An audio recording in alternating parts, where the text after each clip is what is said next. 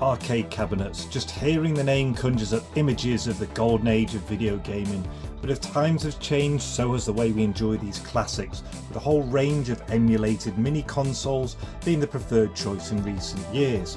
However, today we're diving into a device that looks to blend the two by packing 156 16-bit games into a shrunk down desktop mini arcade cabinet.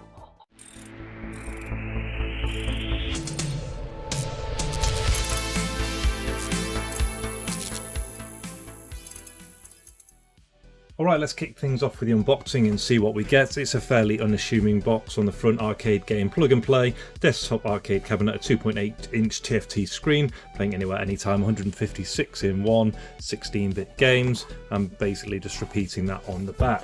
So we'll open the box, and what we see is the arcade cabinet and then a box full of contents. Taking that box out, inside this box we have a few items. I'll just grab a couple of these out. Got the user manual, fairly straightforward. It tells you the contents of the box, so we're going to expect to see an AV cable, the console, a Type-C cable, a lithium battery and a manual. Talks about the battery installation, connecting it up to a TV, which we will cover later on, so stay tuned for that, and care and maintenance and some troubleshooting on the back. So that's the manual out of the way. We've got a USB-C cable here. This is for charging the device. We also have our AV out cable, and last of all we have a battery inside.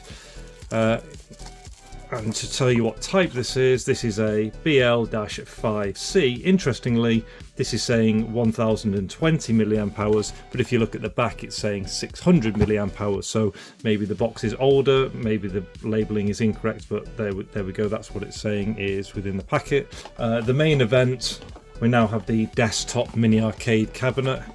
Here it comes.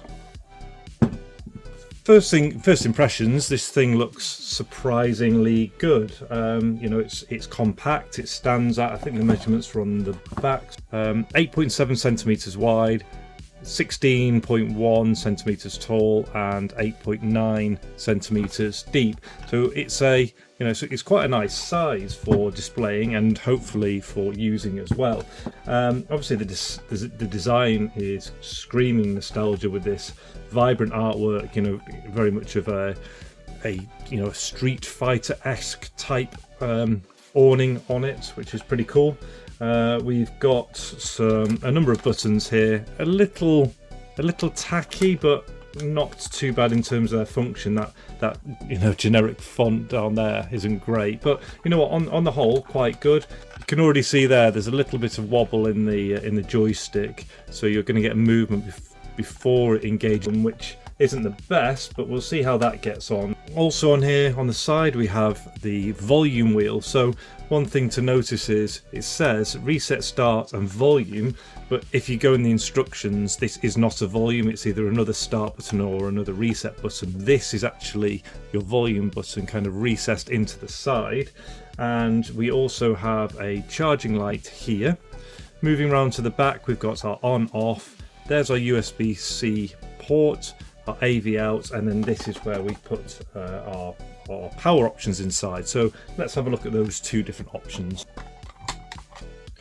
So taking off the rear, we can see there is, well, the one that you spot straight away is the ability to put in 3 AA batteries inside, 1, 2, 3, but also we have that included rechargeable battery, which is a nice touch. So we could have our rechargeable battery in there, and should it run out and we haven't got the ability to charge, you could easily throw some batteries in. So to fit that, going to have a look at the top for the contacts, place that into here, and that is now it on the rechargeable battery. It comes, well, at least this one did, with some charge still inside it, which is a nice touch. So I'm going to use this one here, as it's something different to putting the AA's in, which you kind of expect on an awful lot of these. You wouldn't really expect to get a rechargeable battery, so that's really nice. So that's all tightened up, and then if we were to charge this up, I have a power pack to hand rather than a plug, we'd use again our included USB-C cable, and that would plug into the back, and then when charging you can just see there's a red LED, and that will extinguish once the battery is full. So let's fire this up now. Straight away it fires up. it's got a bit of a cheesy kind of menu tune. I'm not sure what it's supposed to be, so I'm just going to turn this down whilst we're talking. And one of the first things to note, which is quite nice, if I turn the lights off, is there's a couple of LEDs just behind the marquee at the top. Now obviously it is just two LEDs illuminating that, but again, it's something that they didn't need to do, and I think that's actually a really nice touch. So now we've got everything fired up and ready. I think there's still one thing to do, which is to remove the film.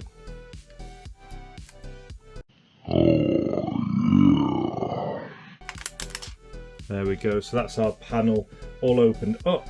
And first of all, I mean, as you're already seeing, it's really quite bright, and it's actually quite colourful. Because it's quite small as well, the resolution doesn't seem too bad at all. In terms of a viewing angle, I would say it's not too bad at all. I mean, I can still see that menu, the menu, absolutely fine. I mean, so can you. Look at that, virtually side on, and you're not going to be playing it like that. So that's actually really good. And this is in quite a bright light, and even turned off again, you can see. Real bright and vibrant. No ability to change the screen, but that seems to be working quite nicely in both light and dark conditions, which is really good. So now let's have a look at some of these games and then maybe give one or two a go.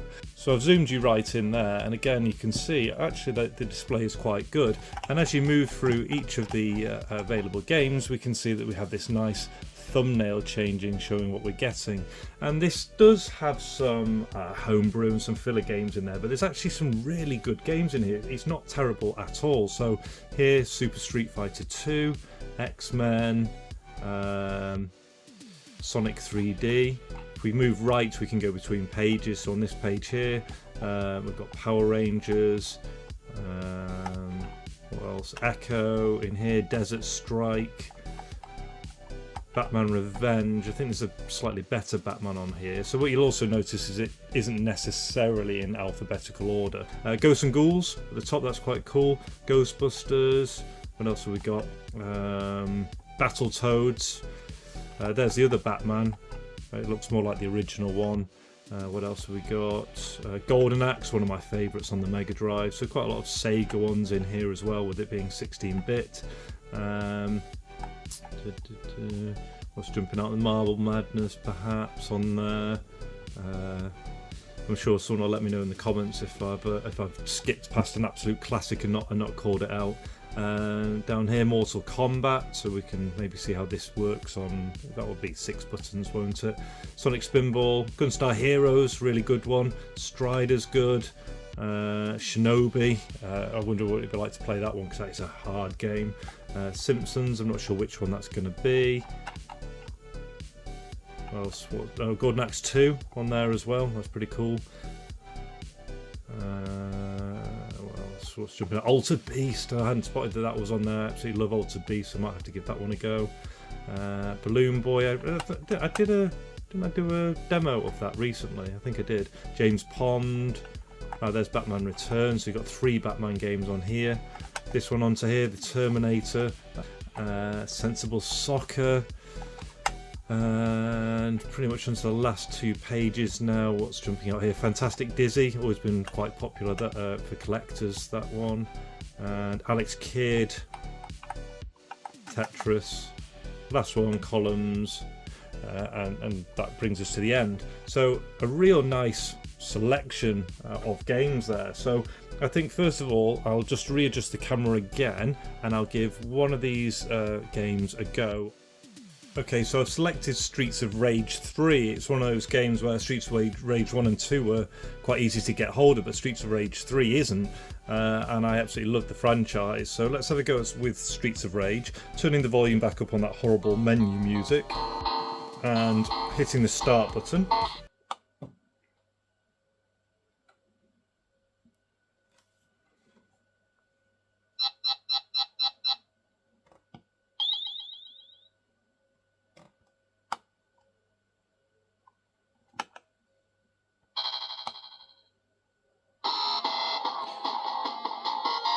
So if you remember in this one introduces Skate and Zan. Occasionally I used to play as Skate, but I'll be Axel on this one. And if you remember, there's Jump, like your attack button, then you have your special button. On the later versions, the special kind of took your health down, whereas in the early version, the first one, that car pulled up and bombarded the screen, which is slightly different. So let's skip through all of this. Quite a loud speaker.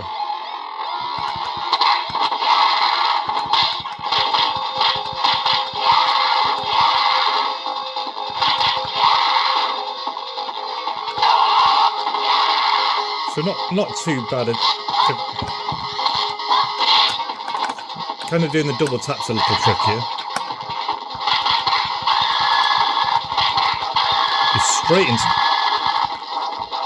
You're straight into the action on this game. So let's have a quick look at what we've got. So these all seem quite responsive. Jump, punch, the special. You can see the joystick isn't too bad. You have that little bit of movement before you go, but it's not too bad. Although I did struggle a little bit on the double tap move, you know, to sprint, but it's okay now.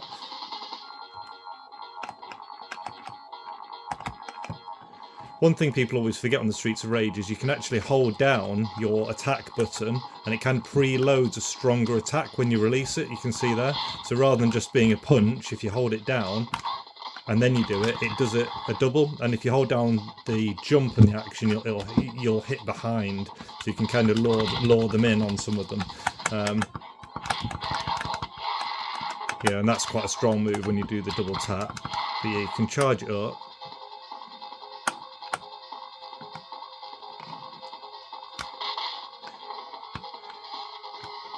And on the earlier versions as well, on number 2, if you stood still and pressed special, you got one type of move, but if you were moving, you got a different one. But on this one, it doesn't seem to make any difference, to be honest.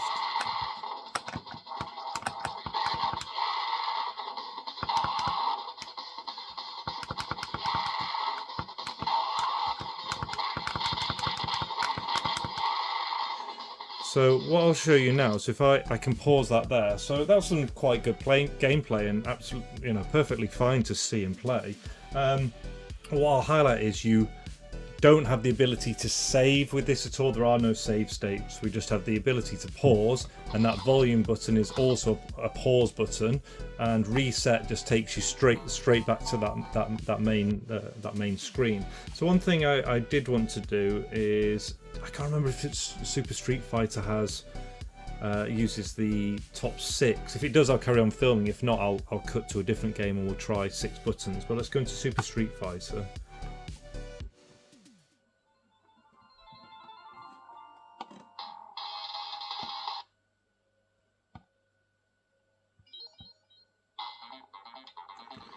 And I always used to play, he's not the strongest character, but I always used to play with Sagat.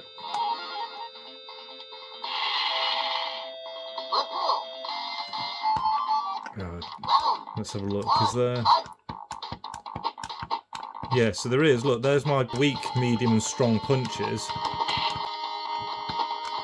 Yeah, so with a game like this, it is a bit harder using the joystick, and I can imagine after using it for a while, you might almost damage or break it if you're really like pounding the thing around.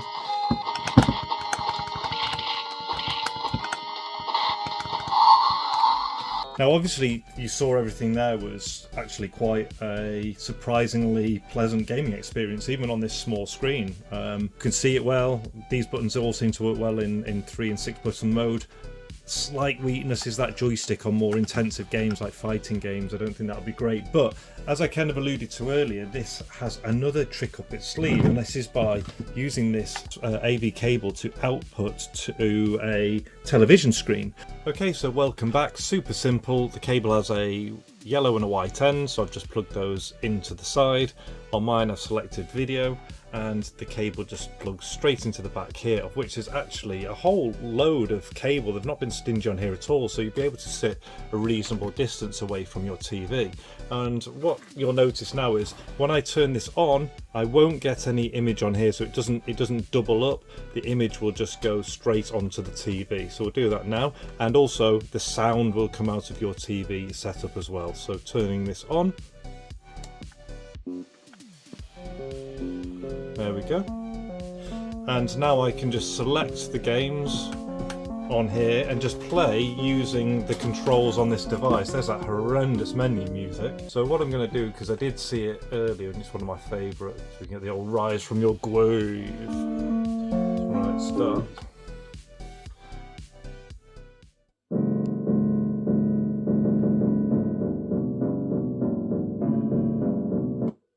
Rise from your grave.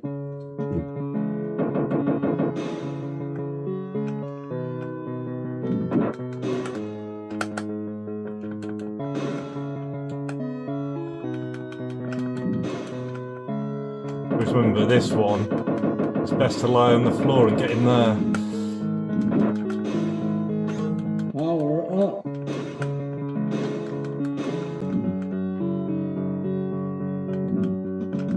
Now I know a bit of B-roll footage would be quite helpful of me using the console, but all you need to know really is I'm just basically looking at the screen and just playing totally normally now. I'm not overly concerned about the controls or anything.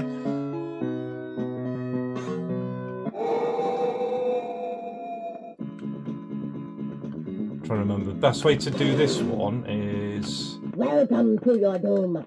just spam him, isn't it? You just spam, you just avoid. Let's see how the joystick holds up. Yeah, you just look for the gaps.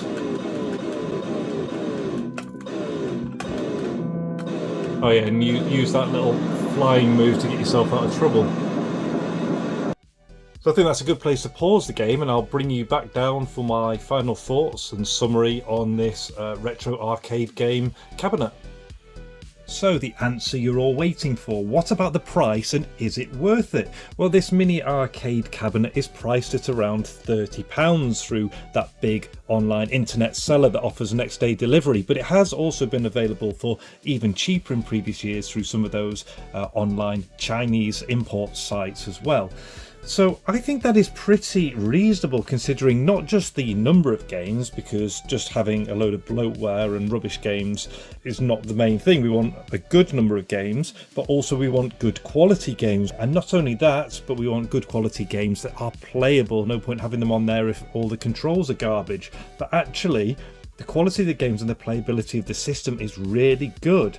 Plus the look of it, you know, they've done a good job of giving it that arcade game feel. And on top of that, all the extras, so to include the USB-C for charging, the AV output ability, the battery to put in the back that we can charge up. All of these could have been cut out. We could have not had the illumination, just run on normal batteries, not be able to output it. All of that can be cut. So for the price, those extras I think are valuable extras. You actually appreciate them and use them. So in my opinion, the only real drawbacks of this are the terrible menu music and the fact that the joystick is just possibly the weakest part of the system in terms of playing probably some of those more intensive fighting games where accuracy and input is you know, more important than some of the other games. But a great little package that combines being just a cool display item on a shelf, but then actually something that can scratch that retro gaming itch in a way that is actually pretty enjoyable. But what do you think? Is this something that you would add to your collection? Let me know in the comments below. And if you like this video, you should definitely check out the one that's appearing just up there in your screen. And until the next one, all the best, take care, and see ya.